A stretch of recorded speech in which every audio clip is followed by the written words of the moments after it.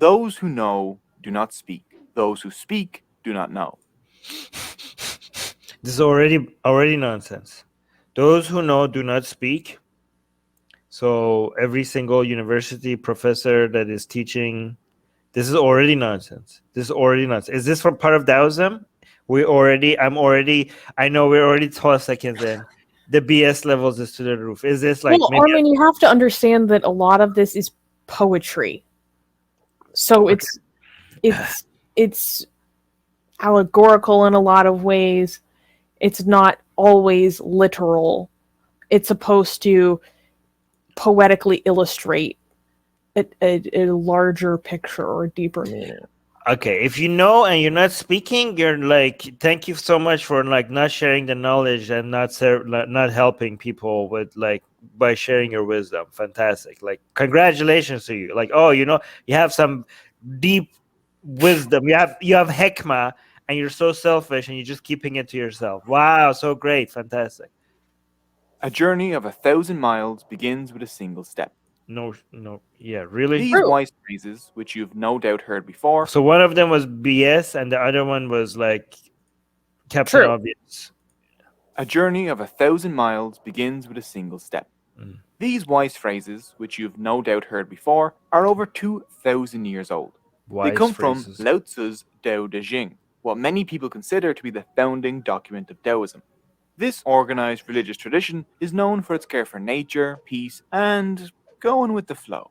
But what exactly is Daoism? What do yin and yang and qi mean? And what does it all have to do with Obi-Wan Kenobi? Well, let's find out. Not the chi. Chi is such a load of crap. Yes. First of all, is it Daoism or Taoism? Well, Wait, really? I thought I was being an idiot for saying Taoism sometimes. I thought like people one time I said Taoism, people like, Armin, you're such a moron. It's not Taoism. It's spelled with the T, but the T is pronounced with the D. And I was like, the live chat was like embarrassed. Like, I didn't know. I thought it was Daoism and Taoism. But now this guy is saying, is it? So it's potential for some people to think it's Taoism.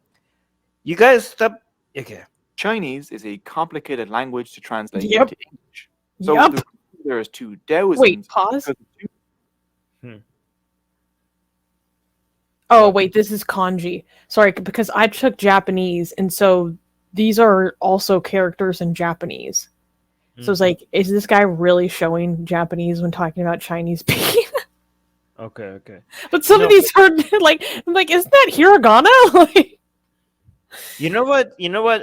Every time I'm gonna be more skeptical when people call me an idiot in the live chat, because sometimes I think it's justified. But now I realize that most of the time when people are calling me an idiot in the live chat is because they're the idiots. Okay, I'm just gonna be like, I'm most of 99% of the time I'm right about the things that I'm saying on this on these videos, on these live streams. Two different systems attempting to write Chinese in the Latin alphabet. The Wade-Giles system, which spells Dao with a T, was popular during the 19th and 20th centuries. But the Chinese never really liked the system. wait, pause. Aryan is bringing up a good point. There's no language called Chinese. He's probably means Mandarin. But it's you can't be too picky. When you say Chinese, you mean the language that the Chinese speak. But that's a massive generalization. There's many languages that the Chinese speak. The main language that most Chinese people speak. Don't be so picky. It's okay. Yes, I mean Mandarin when they say. You're gonna say don't be picky. That's rich. Real rich. No, I just think like when you know. No. When you know what people mean, you know what they mean. Okay, that's okay. Developed Hanyu Pinyin, the system that gave us the D in the 1950s. This is why Tao is now Dao, but many American publications still use the old Wade-Giles system, so you'll still see Tao and Taoism around. Either way, with a T or with a D, it's pronounced Dao. Daoism is an indigenous Chinese religion, but it isn't the religion of China. China has three major religious traditions. Wait, is one of them Confucianism, Daoism, and Buddhism? That's my guess. Is that your guess? Yes. Okay. Daoism, Confucianism, and Buddhism. Wow! Yay! You put it in the same order that I said. Okay. I also think, and I remember that Daoism and Confucianism are contradictory. Like, I think, like, let's see if this is correct, because we have to do Confucianism at some point as well. I think like Confucianism is like, this is your role, this is what you do, this is you're a father, so you do this, you're a mother, so you do this, you're a child, so this is your role. It's structured. It's very structured. Like, yeah, and Daoism is like when I think of Confucianism, I think stratified, because it creates very specific strata for everyone to fulfill in society. What I remember from studying Swangsha, oh god, people are going to murder me for that. Anyways, is that he has a lot of heavy criticism for Confucianism. If people try to embarrass you for not saying something, just go at them stronger, okay? Just be like, no, you look at this. Exactly. This is Armin's razor. This is the I like the Armin's razor. Wait, we need to brand this actually. Yes. Wait, Luke, you're genius. That's actually true. Yeah, it's not... how many conversations do we have where that's like basically the moral of Armin's position? I mean, it works all the time, though. It's true. Anyways, but I was finishing a thought. I was saying that Daoism is the opposite of Confucianism, I think. Maybe I'm proven wrong. Not likely. I wouldn't say opposite. I would. Because Confucianism is like very structured. Daoism is like, just go, everything is fine, do whatever, go with the flow, just react to things as they happen, I think. Okay? So it's very interesting that the two of the major religions in China contradict each other. We'll see. Most Chinese people practice all three. Apart from priests, Chinese... Yeah, this makes it very interesting because a lot of Chinese people are both Confucianists, is that how you say it? And Taoists. So, like, and that these are contradictory ideologies. I don't think they are completely contradictory. I think there are some ways that they complement each other. I think that Confucius himself would be like, these, like, think very low of Taoist views, I think. We'll see, maybe. Confucianism and Buddhism. Most Chinese people practice all three. Apart from priests, Chinese people rarely identify with only one religion. Daoism first appears during an... You know what I think that they don't really think about is these, like most people, not just Chinese people. When it comes to these religions, they don't think like, is this true? Is this based on reality? It's mostly like, this is how we live. This is what we do. It is what we do. Incredible just ritual. Yeah. It's not like in Islam and Christianity is like, the reason why we do this is because this is the truth. We know this is the truth. We have evidence. Like, this is like, Jesus is the way. Jesus, like, Islam is like, oh no, the Quran is a direct revelation of God, and that's why we follow. I think when it comes to like Taoism, Confucianism, Buddhism, like, we just do these. Like, it reminds me of this video I saw of Japanese people, like, they're probably in their 20s, being interviewed on the street, and the person was asking them about what their religion is.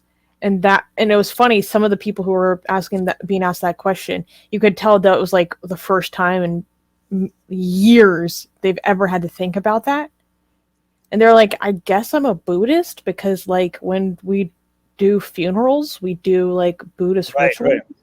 Yeah. And so we have a ceremonial shrine at home. Right. But like, I don't practice. So it is just like a cultural thing. It's at least for those, people, random sample on the street, this is just a cultural thing. This isn't a belief, because you could tell they're like, I do it, but some of them literally said like, I don't believe in it, but it's just what we do. It's more of an identity. Bish has the perfect summaries for Confucianism and Taoism. Okay, these are the best definitions I've ever seen. Taoism, just go with the flow. You gotta respect nature, bro. That's the best summary for Daoism, and here's the best summary for Confucianism. Am I saying this right? Confucianism, right? Get a job, you hippie. Exactly. And the reason why I think that they are contradictory is because Confucianism sees people who believe in the Taoist mentality as hippies. Confucianism is an anti-hippie religion. But Confucianism came first. I know, but it's just that mentality is what Confucianism is like against. And I think Confucianism is an anti-hippie.